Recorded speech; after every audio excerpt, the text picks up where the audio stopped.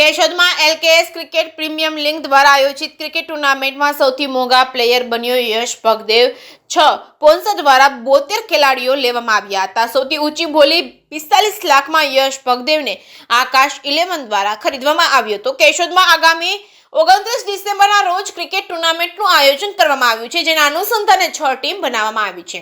આજરોજ 6 sponsor Sangani 11, Krishna school 11 તેમજ આકાશ 11 તેમજ ઝીબા ટાઈગર તેમજ જોગી જલિયાણ દ્વારા થયેલ ઓક્શનમાં 109 ખેલાડીઓને પસંદ કરવા માટે ઓક્શન રાખવામાં આવ્યું હતું, જેમાંથી એક ટીમમાં 12 ખેલાડીઓ લેવાના હતા। કુલ 72 ખેલાડીઓનું ઓક્શન થયું હતું। સૌથી વધારે 45 લાખમાં યશ ભગદેવ વેચાયેલ, જ્યારે બીજા સ્થાને 43 લાખમાં ધ્રુવ વિઠલાણી વેચાયો હતો। કેશોદમાં આ પ્રકારની ટુર્નામેન્ટ પ્રથમવાર યોજાઈ રહી છે, ત્યારે રમત પ્રેમીઓ માટે ઉત્સાહ અને ઉમંગ જોવા મળી રહ્યો છે। આ ટુર્નામેન્ટના ઇનામો પણ ઘણા રાખવામાં આવ્યા છે।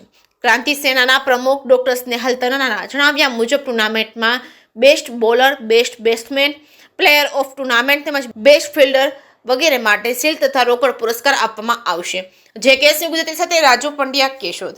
જય જલારામ મિત્રો, તારીખ 15/12/2024 રવિવાર લોહાણા ક્રાંતિ સેના કેશોદ દ્વારા એક ક્રિકેટ ટુર્નામેન્ટનું એક ખૂબ જ સરસ મજાનું આયોજન કરવામાં આવ્યું છે।